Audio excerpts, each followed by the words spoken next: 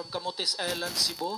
Ako po ay nakatira sa Pampalay, San Jose del Monte at kasalukuyang Bulacan Preachers. Ako po ay graduate ng College of Divine Wisdom, Batch 5, year 2018 sa kursong Bachelor of Arts in Evangelization. At pangalawa, ako rin po ay licensed professional teacher. Last 2019, March 2019, ay nag-take ako ng board exam at biyaya ng Panginoon, purihin ng Panginoon, isang take lang po. At salamat sa Panginoon, sa biyaya ng Panginoon, ako po ay kasalukuyan na part-time review staff sa isang kilalang review center. Nagpasalamat po ako sa Panginoon dahil after 19 years po, graduate ako 1994 ng high school. Sabi ng nanay ko, wala tayong pera. Kaya nagrebelde ako sa magulang ko at nalulungo ako sa alak at sayawan, bisyo. At salamat sa Panginoon dahil after ilang taon, no, nakakilala ko sa Panginoon September 17, 1997 sa pamagitan ng Catholic Life in the Spirit Seminar.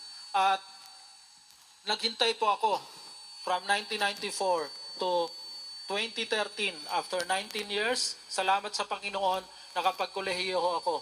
At natapos ko ng 5 years. Graduate ho ako sa edad na 40 years old. Nag-take ho ako ng licensure exam sa edad na 41 years old. At salamat sa Panginoon.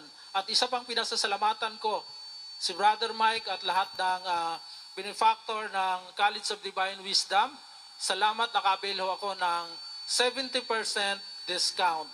At salamat din sa Panginoon dahil sa pagtitinda ko ho ng hupya sa bus, sa mga gawain at sa school, no?